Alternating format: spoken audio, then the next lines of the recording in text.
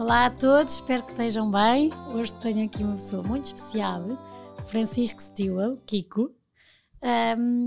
Eu conheço o Kiko de o ver em miúdo, sempre atrás do pai, o tio Michael, em tudo o que era o mundo dos cavalos. Na altura era a Matilde, a irmã mais velha, que entrava nos concursos, quer de saltos, quer completos, no Olico. Eu não digo os L's, mas é Olico. Exatamente. E o Kiko, afilhado do meu querido tio Manel, andava sempre ali com uma energia e um brilho nos olhos de quem vivia e respirava o mundo dos cavalos. E andava enquanto arrastava um pé ou enquanto andava com as muletas. Mas isso nunca pareceu afetar ou tirar-lhe o sorriso. Pelo menos foi assim que eu vi o Kiko sempre que me cruzava com ele no mundo dos cavalos. Mas isto que teve no pé deu-lhe muitas chatices, muitas estadias em hospitais e tantas vezes o deixou de fazer algumas competições que ele tanto queria e ambicionava com os cavalos. Até que há um dia, há pouco tempo, em que o Kiko decide por ele amputar o pé esquerdo. É sobre isto e sobre muito mais que vamos falar aqui durante esta hora, porque o Kiko para mim é uma inspiração, tem 27 anos e Kiko, obrigada. Nada, é um prazer vir para aqui falar. Por estares aqui e é de estares aqui, obrigada, porque foi tão bom falar com todas as pessoas que me deste os contactos. Dormi bem, porque de facto foi sempre tudo muito positivo. Pessoas que gostam mesmo muito, muito de ti, e é tudo muito graças ao brilho nos olhos e à maneira como tu olhas para a vida e segues em frente com tudo. Exatamente. Vamos começar pelo princípio. Bora. Nasceste com uma doença que eu nem vou arriscar dizer o nome, porque quando a tua mãe me disse o nome, eu assim, bem, isso é um palavrão tal que... É a espinha bífida com medula ancorada, exposta, e o termo técnico é lipomielomingocele. Um palavrão que não é nada fácil de dizer. E daí é que vieram os problemas todos. Fui operado logo com 1 ano. Eu nasci com uma bolsa cá fora, por isso sabiam logo que eu tinha a espinha bífida. Fui operado com 1 ano e desde o início sabiam que eu ia ter um problema no pé, uma deformação no pé esquerdo e falta de sensibilidade. De resto, impecável. A única coisa que o meu médico na altura em Inglaterra, que fui operado em Londres, me disse aos meus pais: a única coisa que não pode fazer é jogar rugby e futebol americano, de resto pode ter uma vida completamente normal, saudável. O meu pai perguntou logo se eu podia montar a cavalo, eu disse que sim, não havia problema. E a partir daí fiz uma vida normal quando era pequenino. Para quem te está a ouvir e não sonha o que é a espinha bífida, e eu tentei assim perceber, é quase como uma vassoura. A espinha, eu também não sei muito bem explicar, mas acho que abre e depois faz isto, é ancorada fora e depois é exposta. Não sei explicar muito bem isso, aquilo é uma coisa um bocado complicada. E o organismo acaba por criar à volta como se fosse exatamente, e expor cá para fora, porque aquilo, eu acho que não sei se é os nervos, a espinha não termina, não acaba de ser desenvolvida. É assim uma coisa um bocado complicada. Eu próprio não sei explicar. E é porque há casos muito mais graves que eu. Há casos muito piores. Há pessoas que não foram operadas, como há pessoas que têm espinha bífida e nem sabem que têm espinha bífida. E sabem mais tarde. Por isso há vários níveis. E há pessoas muito piores que eu, e eu sou um sortudo em não ter tido um grau muito pior. Quando é que tu te apercebeste, enquanto miúdo, que tinhas qualquer coisa diferente? Eu nunca... Pronto, tinha as feridas no pé, tinha o pé torto, coxeava, custava-me às vezes, mas nunca deixei de fazer nada. A minha família nunca me, tipo, coitadinho, não pode fazer, coitadinho, não pode ir. Não, foi sempre o contrário. Eu tenho 26 primos de um lado e nunca deixei de fazer as coisas com ele, ir jogar futebol, ir jogar os jogos todos, porque tinha isto.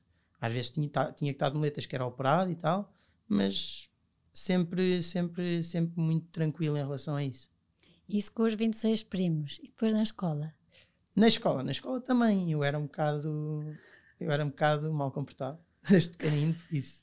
Mas também era o feitio, sempre para a frente, não ligava muito a isso, como miúdo. Nunca sofreste bullying ou gozarem Não, mandavam umas contigo? bocas e eu virava-me a eles, porque eu era bruto, por isso estava-me nas tintas, por isso era um bocado assim. E o teu irmão António foi um grande apoio nessa altura ou não, da escola? O meu irmão, nós quando andávamos no Queen, o meu irmão andava no ano acima e eu estava sempre a fazer porcaria e ele vinha sempre ajudar, se fosse preciso ali a apaziguar as coisas. E na escola chegaste a ter alguma vez que andar de cadeira de rodas? Sim, várias vezes, muitas vezes. E aí? Aí andava e empurravam-me, levavam-me e fazia tudo, nunca tive problemas. Porque eu Sempre andava foste de levado ao josto. colo?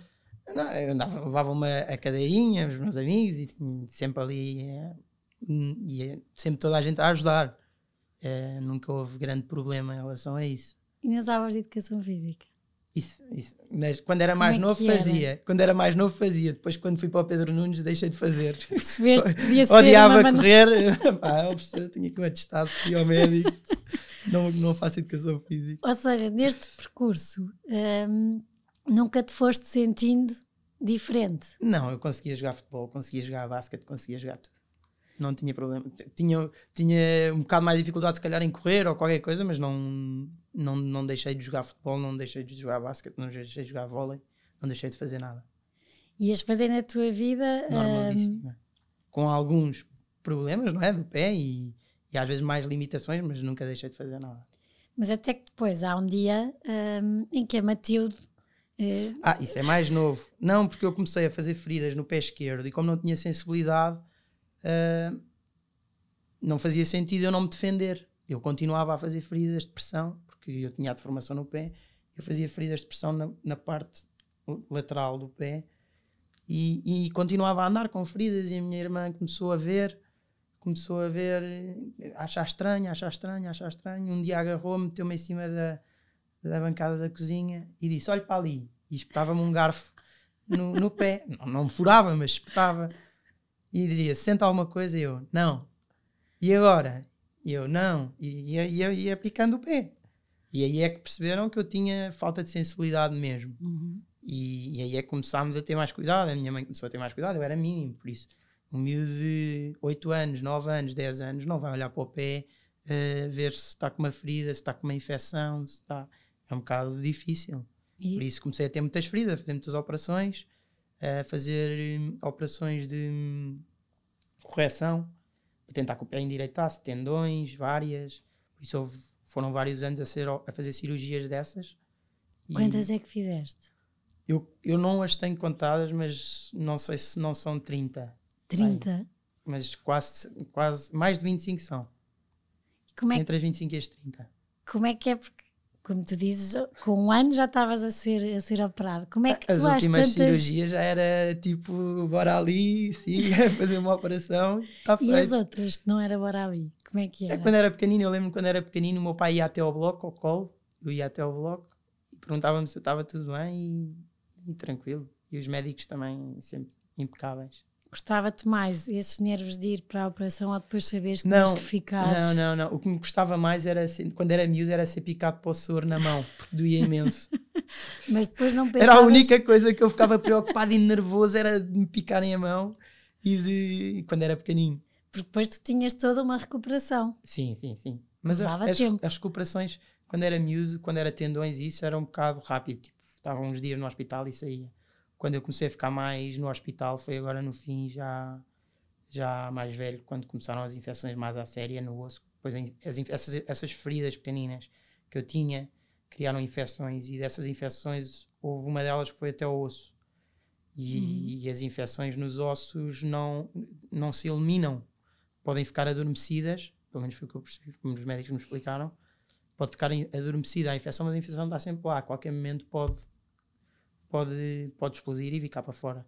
E foi basicamente o que aconteceu. Tive uma infecção no osso, ainda fiz raspagens aos ossos, ao quinto metatarso, tirei um bocado do quinto metatarso, limpezas, essas coisas todas. Depois, durante vários anos, tive sem nada, sem feridas, super controlado. Depois tive outra vez umas infecções e aí um médico, o Dr. Gerardo, tirou-me do braço pele e coisas do braço para meter no pé, porque a certa altura, onde eu fazia as feridas, os tecidos já estavam todos desvitalizados, estavam mortos. E então tive que tirar do braço, meti no pé, e essa cirurgia correu muito bem. Era uma cirurgia complicada, foi uma cirurgia de pai de 14 horas, e porque eles tinham que tirar do braço e depois ir meter no pé. E essa cirurgia correu muito bem, o resultado foi ótimo, e fiquei imensos anos sem nada, e depois mais tarde voltaram outra vez as feridas, e devagarinho, sempre feridas. O Dr. Gerardo estava-me sempre a dar na cabeça, porque dizia para eu ficar quieto, e eu não era capaz de ficar quieto, estava sempre de volta dos cavalos, ou a fazer qualquer coisa, por isso estava sempre danado comigo. Porque manter também o pé completamente limpo e desinfetado no mundo dos cavalos era complicado, é sim. difícil. Quando eu era mais novo era mais complicado. Hoje em dia já era mais fácil, mas o problema que eu tinha ultimamente era que as infecções vinham de dentro para fora. Por isso, eu estava com o pé impecável cá fora e de repente explodia uma infecção, porque as infecções vinham já dos ossos. E aí eram infecções já muito graves. E isso de não paras quieto também devia ser difícil conseguir ter sempre a mesma pessoa, olhar para o teu pé, ver se estava bem ou não, porque tu tanto estás em ota. Não, quem olhava para o meu pé era eu. A certa altura eu fazia os pensos, eu fazia tudo a certa altura. E fazias sempre? Fazia sempre. De manhã e à noite fazia. Devia se calhar ter feito mais vezes durante o dia, ou olhado para o pé mais vezes. Mas não olhei. Diz-me uma coisa, a última, assim, grande infecção, acho que foi uma septicémia que durou 3 meses. A septicémia durou 3... Aquilo foi... Ou melhor, o internamento no hospital. Tive 2 meses internado. Eu tive... Isso foi há 3 anos, parece. 2017 ou 18. Porque aquilo começou... Eu fui trabalhar para a Inglaterra com os cavalos e fui competir para a Inglaterra em 2017. Eu em 2017 tenho em Inglaterra uma infecção brutal. Que eu não sei se não foi quase uma septicémia, porque o pé estava gigante e eu não estava nada bem. E ainda fiquei lá, passei um mês lá parado e depois... Sozinho? Sim, sozinho não. Eu vivia com uma cavaleira americana e uma cavaleira inglesa, impecáveis. Mas sozinho, sim. Tinha lá muitos amigos brasileiros. Mas ficaste internado no hospital? Não, nem fui ao hospital. Fiquei-me a tratar em casa. Mandei vir antibiótico de Portugal, porque a Inglaterra não se tem antibióticos, quase, é impossível, é difícil. Liga para o meu pai, olha, manda-me o antibiótico, depois eu a certa altura já me automedicava. Os médicos passam-se com isto. Os meus médicos passavam. Esta parte não ouço. Exato. Não é porque para eu já tipo, porque eu sabia, porque eu quando começava a ter as infecções, se eu não atacasse logo a infecção explodia e podia ficar muito mais grave. Ok, depois devia de fazer as coisas como deve ser. Mas pronto, ainda outra vez a essa infecção. Tive essa infecção em Inglaterra, voltei, fiquei melhor. E comecei outra vez a montar, a competir, tranquilo. E depois, no início do ano... Não, isto foi em maio que eu fui internado. Por isso, ali por volta... a meio de maio, fui trabalhar para o Estoril Open. Para o meu primo João. E nessa semana, no início da semana, o pé tipo, inchou e eu fiquei... Ok. E pus-me de muletas logo. E estava em casa da minha prima Catarina. E ela passou-se comigo porque eu não lhe disse nada. E eu trabalho a semana toda e o pé cada vez maior. Nos últimos dias, tanto que começou a sair porcaria, pus e coisas. E aí eu preocupei-me porque o cheiro era muito intenso e eu andava assim meio cansado. No último dia do Estoril Open, liguei para a minha mãe: olha, mãe, venha-me buscar a casa Catarina, temos que ir para o hospital. Eu sabia que era grave. Não sabia que era tão grave como estava. A brincar com o fogo. Como estava, mas sabia que era grave. Por isso, e porquê que foste prolongando? Um dia de Estoril Open, 2 dias, está a inchar. Porque tinha-me comprometido com o trabalho e acho que... Não, porque aquilo ia ter miúdas giras. Não, por acaso não foi, que eu estava num departamento, não tinha ninguém. Mas pronto, e fiz o Estoril Open todo, também não estava a andar constantemente, estava num departamento, estava sempre sentado, por isso não foi uma coisa muito violenta em termos de...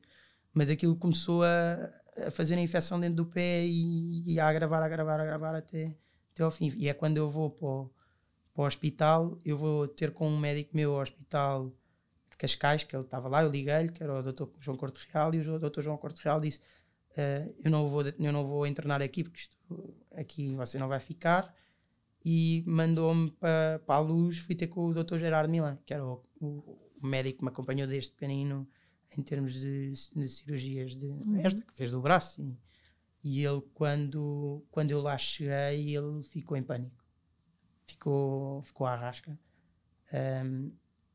e eu sem noção do que é que tinha, muito tranquilo. Eles meteram-me logo num quarto de isolamento. Vieram uma data de médicos, monitoraram-me logo todo, fizeram-me logo as análises estavam péssimas, no auge. Tive um dos que faz as análises, e se você tem aqui uma coisa deles que normalmente uma pessoa normal tem 4, é uma septicemia já brutal, você tinha 15. Estava tipo a bombar. E depois vieram os médicos todos, veio o diretor do hospital, veio tudo àquele quarto. Depois perguntavam, você não se sente mal? E eu, não me sinto mal, sinto-me um bocado cansado, mas não me sentia mal. E depois tirava uma febre, não tinha febre, aquilo tudo não fazia muito sentido. E pronto, e depois comecei a levar antibiótico na veia, e fiquei logo no dia a seguir, já estava-me a sentir normalíssimo. Claro que as coisas estavam todas mal, mas eu sentia-me, nunca me senti tipo, vou morrer, ou tipo, vou cair para o lado, ou desmaiar, ou nunca me senti assim. E o grave foi isso, porque se eu tivesse deixado de arrastar, podia ter sido muito mais grave. E eu até a certa altura houve na semana a seguir, um dos enfermeiros veio ter comigo e disse, você sabe que teve uma coisa gravíssima. E eu ainda, tipo, a leste, não me tinham dito que eu tinha tido uma septicemia. E eu sei, podiam-me ter tirado o pé, assim, mas com à vontade. E ele assim, não, é muito mais grave que isso, você podia ter morrido. E eu, você não diga uma coisa dessas. E ele, tipo, não, é verdade. E eu aí fiquei tipo, a pensar naquilo, mas se calhar... E aí, ainda internado? Sim, foi logo na primeira semana, depois estive lá mais 2 meses. E ou seja, na primeira semana, eu vou-lhe chamar a semana da inconsciência. Estava ali, mas nem sabia que podia estar a morrer. Aí já não, eu acho que já não, eu acho que eu pronto, aqui bater na madeira, mas eu nunca me passou pela cabeça que isso iria acontecer, nem me sentia para isso. E depois de ter tido a consciência que estava e que a situação era grave? Na semana a seguir já estava tudo muito mais controlado, eu acho. Foi? Eu acho que eu assim que comecei a levar com antibiótico na veia, reagi logo bem por isso. Não houve nenhuma reação má, ou de precisar de levar outra coisa, ou de ter uma cirurgia de urgência. Então, o que é que, porque acho que foi nesses 2 meses que houve aí a decisão de... Não houve a decisão. Ou começou-se a falar, não, eu a certa altura aquilo foi. Veio um médico, depois entretanto veio um médico novo, que é o Dr. Manuel Rezende de Sousa, que me acompanhou desde aí, que tem sido um médico excelente, incrível, por sua vez também montava a cavalo. E é engraçada a história do doutor. Os meus pais não conheciam o médico, ninguém conhecia o médico, o meu pai falou com outros médicos dentro do hospital, não conheciam o médico, e começaram-se a preocupar, porque ele é novo, é relativamente novo, e começaram-se a preocupar, quem é este médico novo, ninguém conhece, será que vai ser bom, não? E ele entra, vai ao quarto, e ninguém o conhecia, e começa a falar da situação, o que é que se passa, o que é que se pode passar, o que é que vamos fazer, E a certa altura, o meu pai e a minha mãe assim, em casa, sempre reticente, e o doutor vira-se assim para o meu pai e diz assim, você não se lembra de mim, pois não? E o meu pai olha assim para ele, não, eu montei um cavalo seu. Que giro. Um cavalo seu. E foi o meu cavalo preferido, o meu cavalo favorito. Por sua vez, era o Bairradinho. Acho que era o Bairradinho. Que era um cavalo que eu nem conhecia. E ele conhecia o meu pai desde pequenino. Depois o meu pai começou a pensar e lembrava-se dele do jockey, de montar no jockey. E ao fim e ao cabo, afinal conheciam-se e teve à procura de quem é que era. E é um médico excelente e tem imensa experiência. E o que é que ele dizia? Quais é que eram as hipóteses que, que se podia fazer? A hipótese nunca foi a amputação. A hipótese que ele queria fazer era a primeira que ele pensou foi em partir o pé todo e endireitá-lo lá dentro. E eu disse logo que não, porque já me tinham proposto isso há uns anos atrás e eu virei para o médico que me propôs isso e disse: você garante-me que eu daqui a 6 meses, 8 meses, 10 meses não tenho o pé outra vez com a deformação? Isso não lhe posso garantir. Pronto, e eu decidi não operar assim. Depois ele falou também em bloquear o tornozelo, por isso o pé deixava de mexer e eu também não aceitei, por isso fez limpezas aos ossos. Estive lá 1 mês e meio, fez limpezas cirúrgicas para limpar isto tudo, fecharam-se as feridas, mas durante essa havia o risco da amputação por causa da infecção como estava, que a infecção era gravíssima, havia o risco da amputação. Não era eu decidir a amputação, e podia haver o risco do médico dizer: olha, não há hipótese, vamos ter que tirar o pé, que não foi o caso, graças a Deus. E eu, aí passado 1 mês e meio do internamento, comecei a bater, comecei a dar em doido, não é? Estar num quarto deste tamanho e dizer: pá, estes gajos nunca mais me vão tirar daqui. Eu quase contava os dias, porque eu estava ótimo, eu estava já impecável, e o meu médico dizia: você só sai daqui quando a ferida estiver fechada. E eu, isto foi o Dr. Gerardo, e eu tipo contava os dias, e quando é que eu saio daqui, já me sentia presa e tinha pronto, lidava bem com aquilo, mas a certa altura já era demais. Eu passado 1 mês e meio tive um ataque e disse para a minha mãe: acabou, vamos tirar o pé. Eu é que vou tirar o pé. E nessa altura não estava de todo mentalizado para isso. Estava mais por querer sair dali, porque estava dentro do quarto já há 1 mês e meio, passar-me, porque depois é uma coisa, se eu estivesse mal e estivesse-me a sentir mal, só que eu sentia-me lindamente, só não podia por causa da ferida. Era um peso o pé? Uma prisão? Não, sim, não. Nesse verão um bocado, mas depois nunca foi uma prisão. Fiz com os meus amigos, eu acho que fizemos sempre tudo e ajudaram-me sempre tudo a ir a todo lado e a fazer tudo de muletas. Eu fiz sempre tudo de muletas. Eu tenho amigos meus que me dizem: pá, eu conheci-te mais de muletas do que tu a andares. Por isso... Mas imagina, ir para a praia que a areia está cheia de bactérias. Eu não ia à praia, basicamente, quase, porque eu quando punha o pé na praia, como com a areia, fazia logo feridas. Por isso eu ia muito pouco à praia. Era muito, muito raro ir à praia. Mas também para quem monta a cavalo no verão. Sim, no verão. Pelo menos no verão de 2013, em que foram para o campeonato do mundo. Do mundo não, da Europa. Não, eu não tenho verão desde os meus 15 anos, pá, aí, ou 14 anos. Foi desde que comecei a fazer os campeonatos da Europa.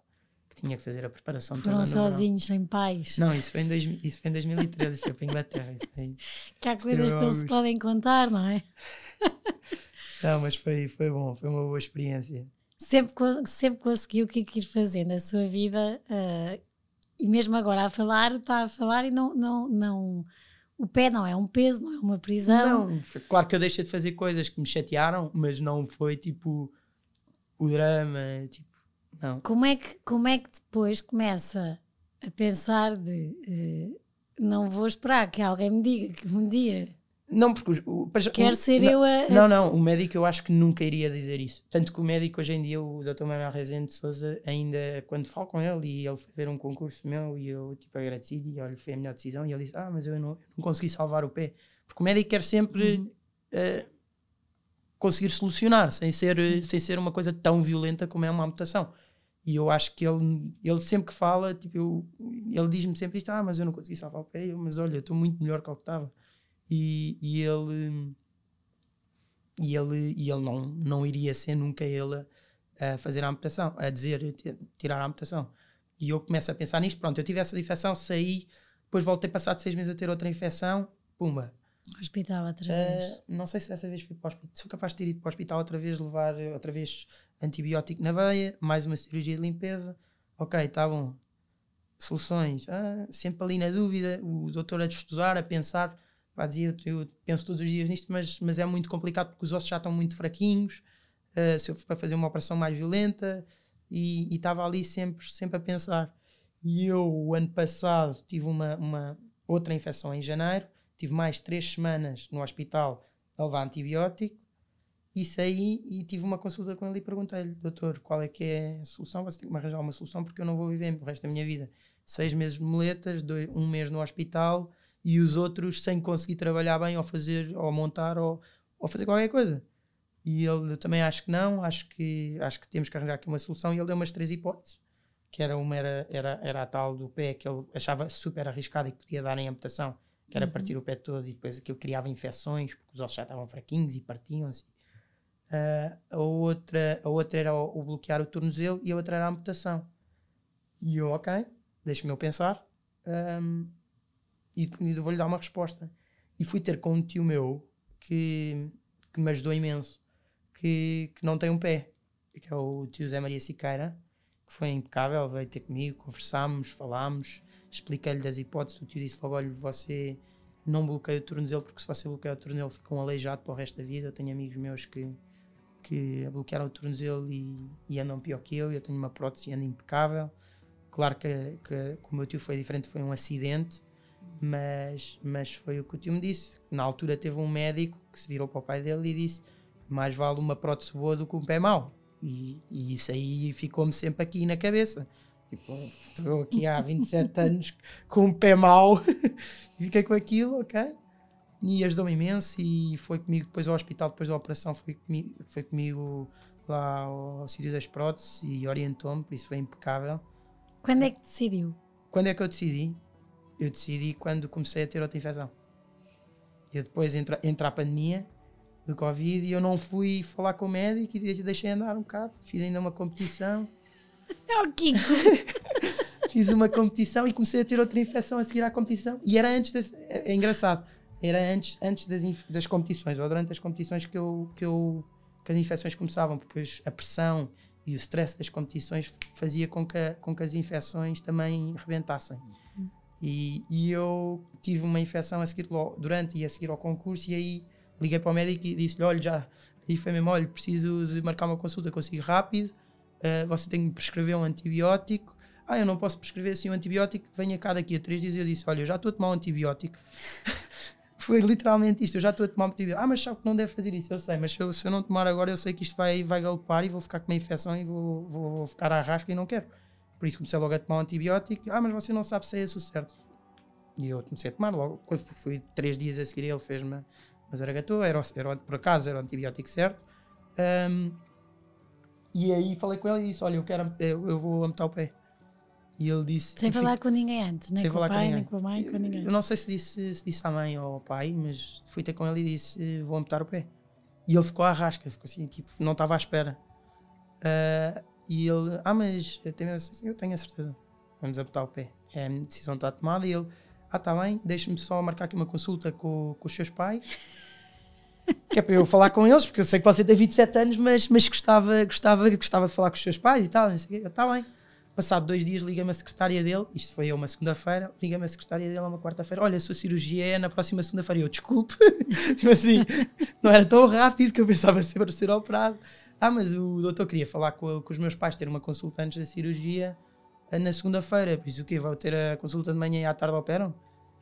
Então deixa ver aqui com o doutor, por isso adiou-se uma semana, eu tive a consulta com os meus pais,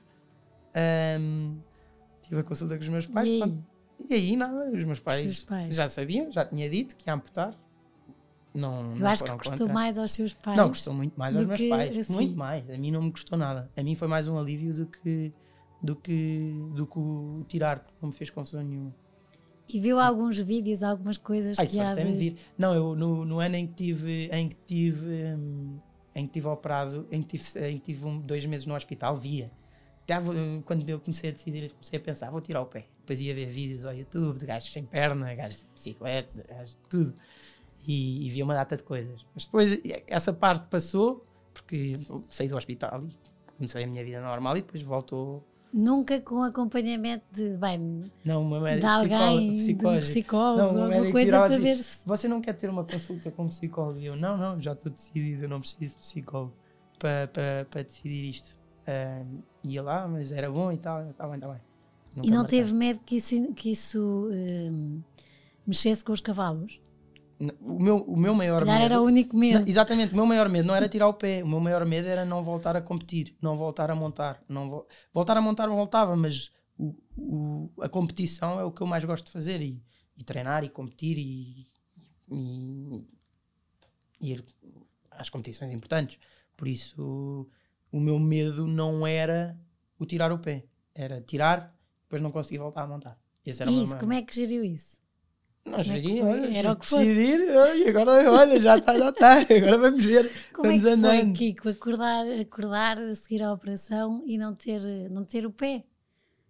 Não foi esquisito, porque eu não sentia o pé, por isso eu estava, ok, o feeling é o mesmo, não tinha dores, porque também estava cheio de remédios para as dores, e a sensação que eu tinha não era porque aquela coisa que depois perguntavam, mas não tens dores fantasmas, não tens aquelas pontadas, e eu não, porque eu já tinha isso, porque eu não sentia o pé e já tinha aquela comichão nos dedos, na ponta dos dedos e essas coisas todas, por isso era engraçado, por isso não me fez grande confusão. E foi fácil conseguir a prótese certa ou ainda estão a... Ainda estou a testar vários pés, várias próteses, porque há uma data de sistemas de amortecimento e essas coisas, por isso ainda estou a adaptar-me, a experimentar algumas, que é para depois decidir qual é que... E tudo cá em Portugal?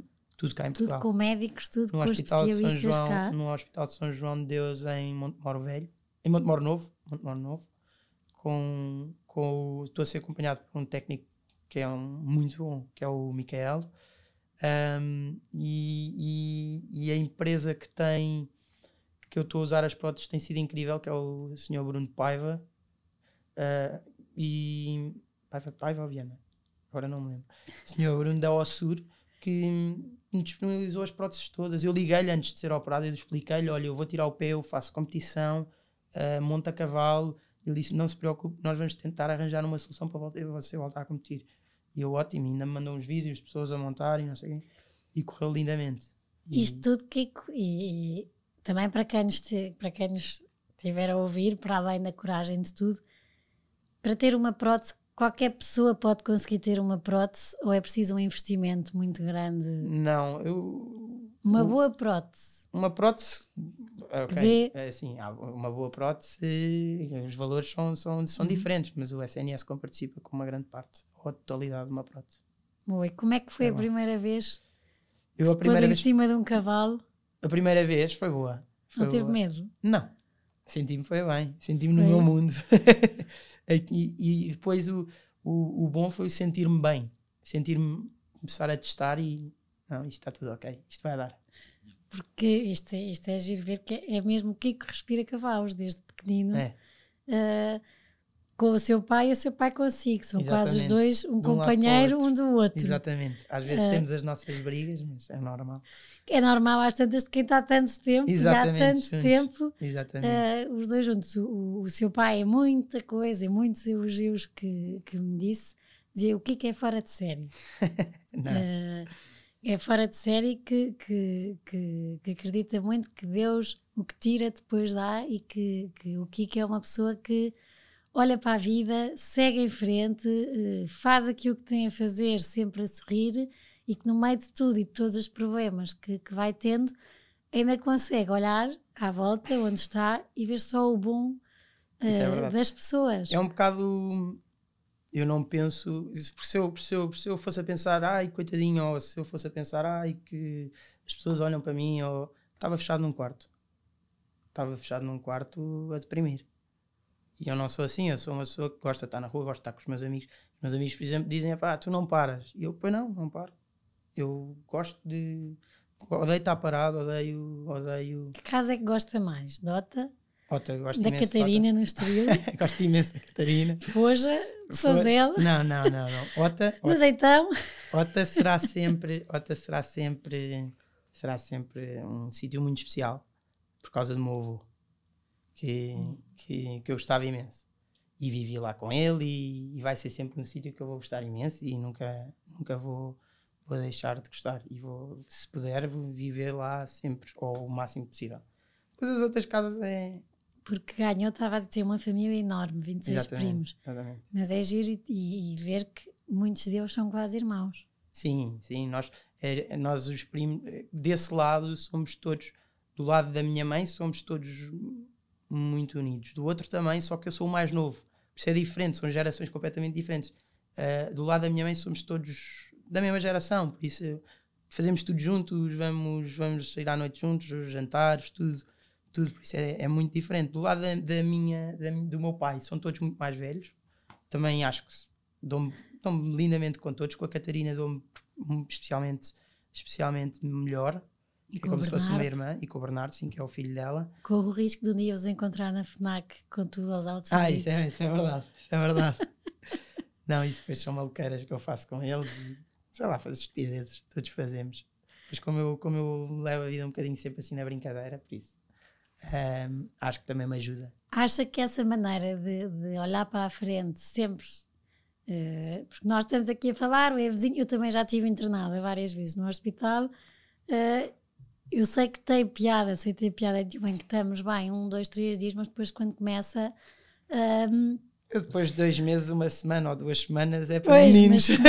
Mas começa a vir assim a ser muita coisa, é pesado, porque já nos sentimos bem, queremos sair. Eu no hospital ao fim de 15 dias eu já dizia aos enfermeiros e às coisas, vocês não entram aqui, a partir das 11 é que podem entrar. Eu já fazia horário porque eu não conseguia, a certa altura uma pessoa está ali o dia todo, eu não conseguia dormir à noite.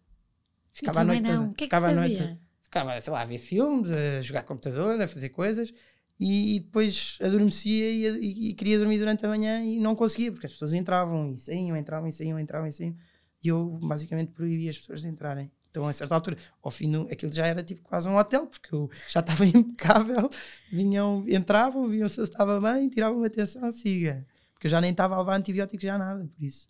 E acha que essa maneira de leve de ver o que é pesado se deve muito à mãe fantástica que tem, que só ouvi coisas boas, uma senhora, uma princesa, aos seus irmãos, eu acho que também ao seu pai. Os cavalos ajudaram muito e a competição ajudou-me muito a superar os obstáculos e a ter objetivos. Mas mesmo, o que eu quero dizer é, mas mesmo para estar na competição, nos cavalos, sim, para ter essa garra, tem que ter uma base muito boa em casa. Sim. Tem que ter aí muito amor, digo eu sou muito apologista é engraçado que somos todos, eu acho que entre os irmãos somos todos muito competitivos uns com os outros, por isso ao mesmo tempo que gostamos imenso uns dos outros, também somos competitivos imenso.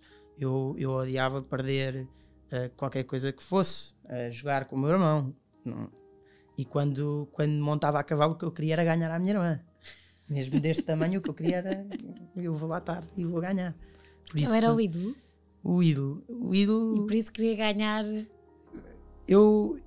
minha irmã esteve sempre muito à frente de mim e eu queria era lá chegar e conseguir, então montava para chegar ao nível, mas sempre, teve sempre um bocadinho à minha frente, também com a idade e com a experiência que tinha.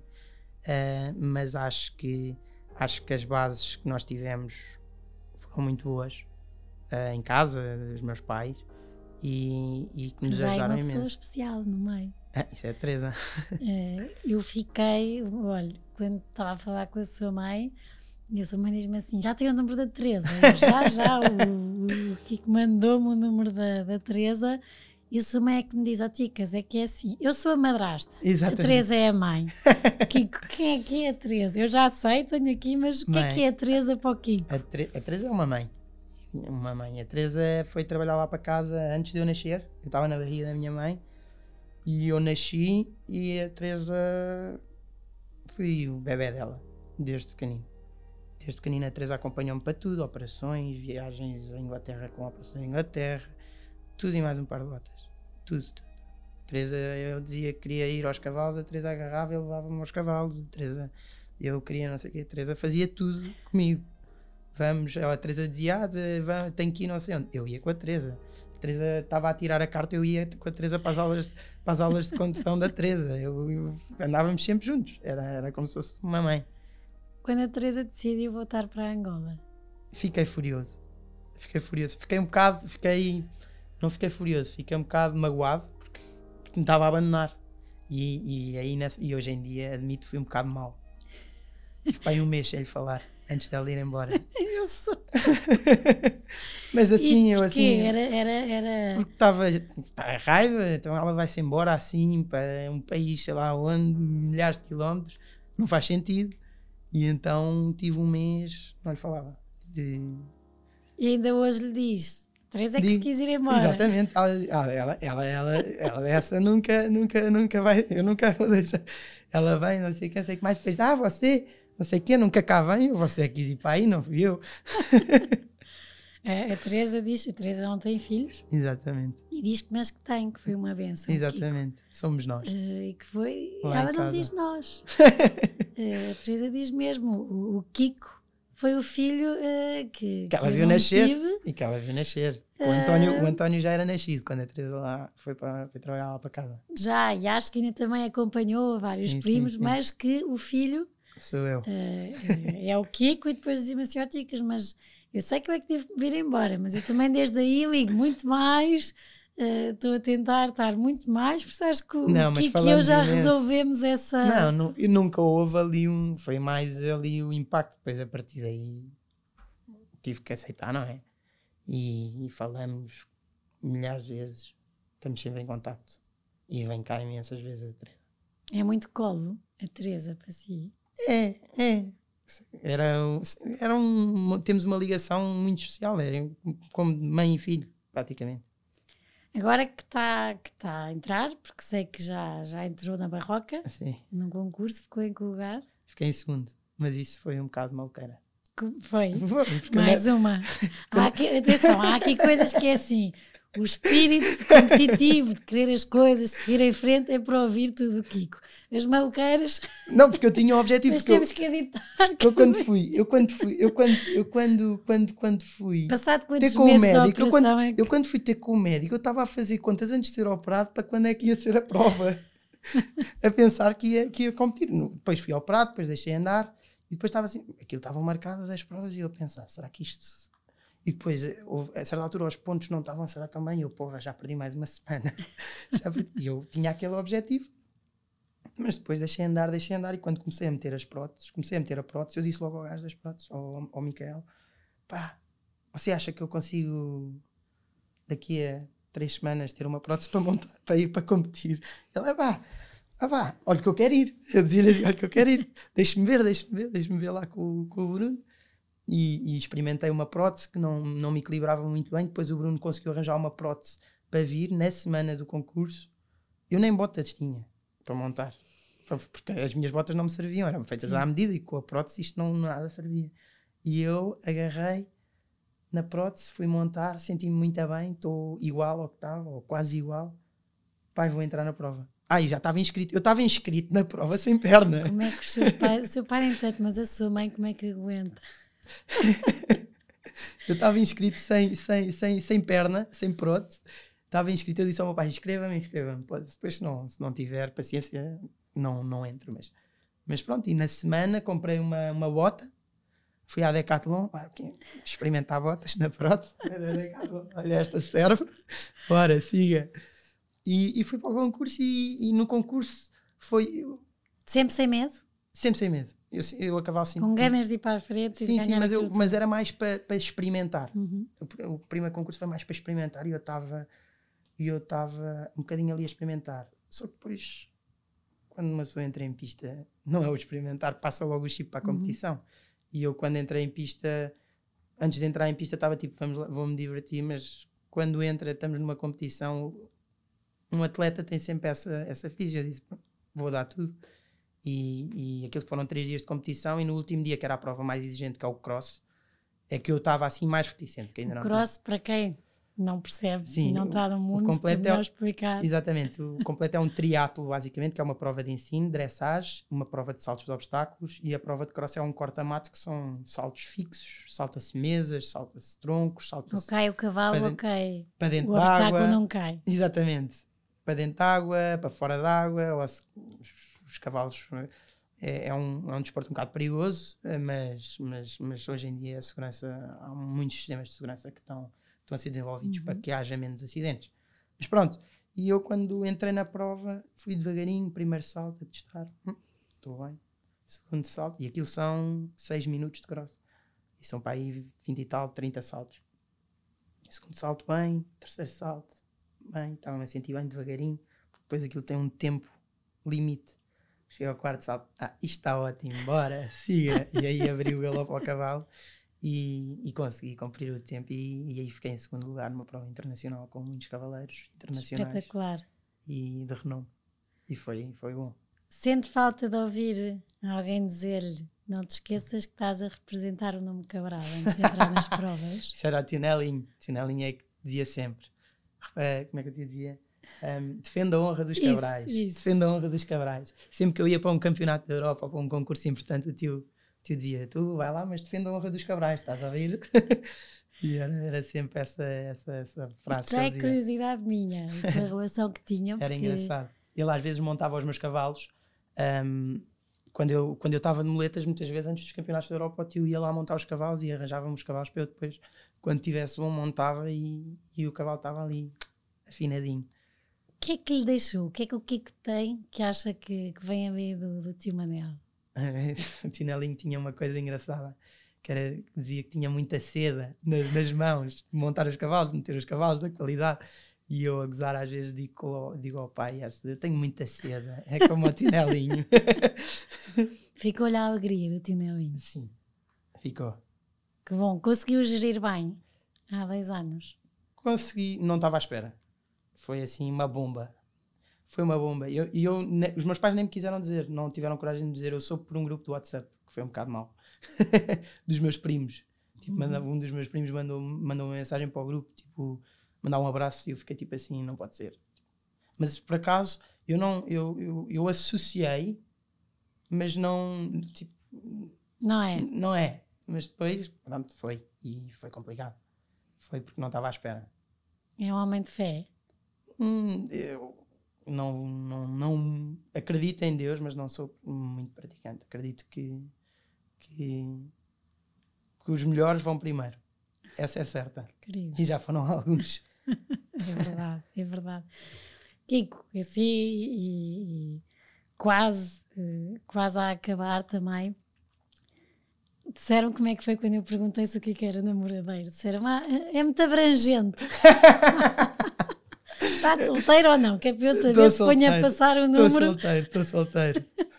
Isso nunca solteiro foi... e bom rapaz. Boa, ou seja, pé ou não pé, com uma pessoa com uma personalidade tão grande, tão divertido, tão forte, tão boa pessoa, que agrega tantas pessoas e tantos amigos, nunca foi problema. Eu acho que as pessoas que não têm pé ou não têm um braço, eu acho que hoje em dia escondem-se um bocadinho ainda. Eu este ano me enchi a barriga de miséria. Fiz um verão como não fazia há 20 anos. Fui para a praia, fui para todo o lado, fui com os meus primos, fui com os meus amigos, sem perna. As pessoas olham, como é óbvio que olham, um miúdo de 27 anos, sem uma perna na praia, é normal olharem, mas isso não abala, não me afeta nada, porque é o que é. As pessoas têm é que, claro que para as outras pessoas, eu acho que é mais chocante para as outras pessoas do que é para mim. Eu não me importa nada que as pessoas olhem, porque eu acho que as pessoas têm é que, as pessoas que têm o mesmo problema que eu têm que aceitar e que se mostrar, irem à praia. Eu nunca vi ninguém sem uma perna na praia, por exemplo, um objetivo que eu me lembro, que é os Jogos Olímpicos de 2024. O meu grande objetivo é os Jogos Olímpicos de 2024. Paralímpicos ou Jogos Olímpicos? Porque essa decisão era muito mais fácil ir para a outra, ou não? Nos Paralímpicos já não há concurso completo de equitação. E eu não me vejo como um atleta paralímpico, eu vejo-me como uma pessoa normal. E sinto-me a cavalo como uma pessoa normal. E sempre senti. Quando também tinha o pé e competi, fui campeão nacional, vice-campeão nacional, fiz 8 campeonatos da Europa e nunca foi um handicap. E nem é. É uma coisa que já pensei nisso, tipo, será que esta prova não correu bem? Não foi. Fui eu mesmo que montei mal. mas pensei várias vezes. E pensei antes e depois, será que eu vou conseguir? Mas quando montei, tudo top. Por isso, eu acho que as pessoas têm que ter objetivos para poder, pelo menos, tentar lá chegar. Se eu não for em 2024, vou em 2028. Onde é que vão ser em 2024? Paris. Então vamos estar todos em Paris, sentadinhos, a aplaudir. Se Deus quiser. O Kiko, e qualquer dia no golfe também. No golfe não. No golfe é só entre amigos, um grande grupo de amigos que estamos sempre a jogar e a divertir-nos. Kiko, assim a acabar, que o tempo voa, qual é que foi o dia mais leve que teve até hoje, ou um dos dias Mais leve? mais leve, em que se sentiu bem, feliz, bem com a vida? Eu sempre que estou a cavalo estou feliz. Por isso eu tenho a sorte de poder fazer o que gosto e de estar todos os dias com os cavalos e sair para o campo e estar sozinho e pensar e falar com os meus cavalos. Eu acho que quase todos os dias que estou a cavalo, sozinho ou com alguém ou acompanhado, são leves, são bons. Qual é que foi o cavalo que mais gostou? Aquele que ficou? Isto já é... Não já furei sei, as perguntas, tive tantos, tive o Alico que foi o cavalo que me ensinou à minha irmã, o tio Nelinho montou, o pai montou, o Alico foi o pai o cavalo que competiu com toda a gente e ensinou uma data de gente a montar. O Alico foi um cavalo muito importante, mas depois também temos o Alico, aquela fotografia que eu lhe mandei. Sim. Eu conheci o Alico. Exatamente, também. se calhar montou o Alico ou não. Não sei. Lá na Graciosa, o cavalo teve imenso tempo na Graciosa, mas o Alico foi um cavalo muito importante, o Jadel, o Napalm também, a Invicta Isto pode também. ser estranho para quem nos ouve, não é do São mundo vários dos cavalos, cavalos. mas eu era pequenina. A ligação que uma pessoa tem a um cavalo é O meu impressionante. avô dizia-me assim: Ticas, sempre que fores ter com o teu cavalo, ele tiver a avecinhas, respira-lhe, para o nariz faz. E eu, que estupidez. Mas fazia. Não, os cavalos é impressionante. E conheceu-me, criamos mesmo. Eu tive um cavalo, o Dandy, que é o que eu tenho agora, em Inglaterra. Quando estávamos em Inglaterra, o meu pai ligou, e também aconteceu isso também com a minha irmã, com o Jadel.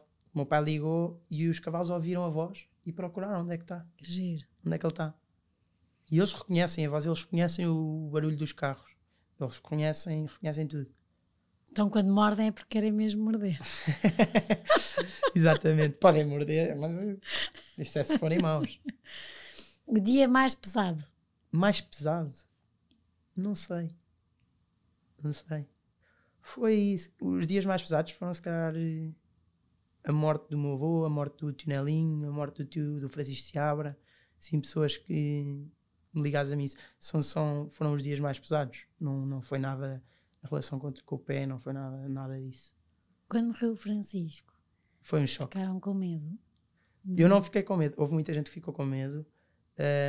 Foi um choque, porque o Francisco montou lá em casa e treinou lá em casa e ia com os concursos todos comigo todos os fins de semana. E eu, quando ligaram para o pai, ele estava em Espanha, aquilo aconteceu em Espanha, quando ligaram para o pai, o pai atendeu e disse que o Francisco teve uma queda grave, mas ainda não se sabia, ele tinha acabado de cair. E o meu pai disse, estávamos a cavalo no campo e o meu pai disse, o Francisco caiu, acho que é grave. Ele, desmaiou, daqui a nada acorda e está tudo bem. E sim, nunca na vida pensei que aquilo iria acontecer. E passado meia hora ligaram ao meu pai, 20 minutos, meia hora, a dizer. E aí fiquei... Não fazia sentido, não me apercebi até algum tempo depois. Tanto que quando abracei o tio Pedro Seabra na missa, disse, e agora?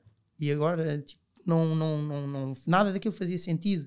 Na semana a seguir, quando estávamos no concurso, que o Duarte e o Bernardo foram montar, e o Bernardo montou o cavalo do Francisco, o cavalo bom do Francisco do Campeonato do Mundo, e eu olhava ao fundo, ao longe, e via o Francisco, porque eles montam muito parecido uns com os outros, e o Bernardo usava as coisas do Francisco, e isso fazia-me uma confusão enorme, porque estava ali, ele está ali, e foi assim um bocado um choque que acho que todos no completo tivemos, mas que tivemos que encarar. Eu acho que o Francisco morreu a fazer o que mais gostava, e é isso que nós temos que levar, e eu acho que ele iria ficar chateado e triste se eu deixasse de fazer concurso completo de equitação, que é o que eu mais gosto, que era o que ele mais gostava. Se lhe acontecesse o mesmo. Se acontecesse o Morria mesmo. feliz. Era uma morte que imagina feliz.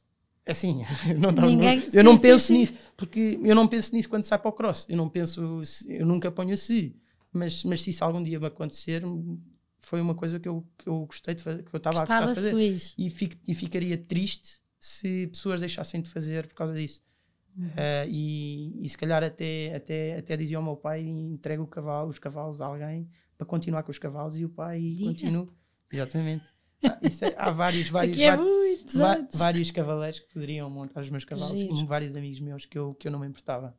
se isso me acontecesse depois... Que não vai acontecer. Sim, não vai acontecer se Deus quiser, mas que é uma coisa que eu acho que todos os cavaleiros que acontece isso, nós sabemos que aconteceu já a vários cavaleiros e nós sabemos que pode acontecer a qualquer um, mesmo a montar em casa, não seja a fazer concurso de completa equitação.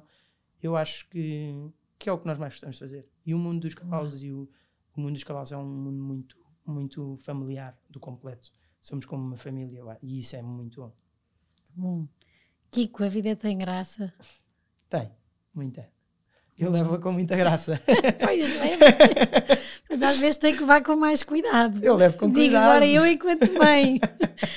Que os meus filhos tenham a sua garra, força e esse sorriso espetacular, mas que não levem as coisas até ao limite, que eu não vou ter coração para isso. Muito obrigada. Muito obrigado. Gostei muito que tivesse vindo. É bom ver que já não é um miúdo. Estava a tratá-lo por você, acho que já nos podemos tratar por tu, porque há aqui uma idade em que chegamos, já somos todos crescidos. Exato. Já não há diferença. Muito obrigada. Obrigada a todos que tiveram a ouvir-nos. O Kiko só pode inspirar e pela maneira como leva a vida, pela maneira como amputou o pé esquerdo e continua quase como se estivesse igual, pela competitividade, pelos objetivos que queria, por andar de um lado para o outro. Eu acho que ele deve ser o penetra dos amigos que já têm namorada e devem andar sempre a ver quem é que não tem namorada e está mais disponível, porque o Kiko gosta muito de andar de um lado para o outro e isso é a vida. E acho que mesmo com os limites que foi deixando ir até ao limite, é o que é. Tantos de nós também fazemos isso e por isso é que estamos aqui a falar das coisas tal como elas são. O que tiramos da conversa do Kiko é muito, muito bom. Haja mais Kikos e que continuemos por aqui a cruzar-nos. Continuo, como é que o tio Nevin dizia? A defender a honra dos cabrais. Que tem defendido e muito bem. E fui-me privilegiada em ter aqui o Kiko a conversar comigo. Espero que tenham uma boa semana. Beijinhos.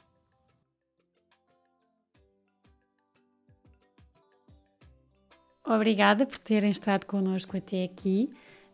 Para terem acesso a conteúdos exclusivos do podcast Páginas com Graça, como quem serão os convidados e saberem com antecedência, poderem fazer-lhes perguntas, terem acesso a conteúdos extra que vamos conversar e que vamos falar aqui, poderão ser patronos.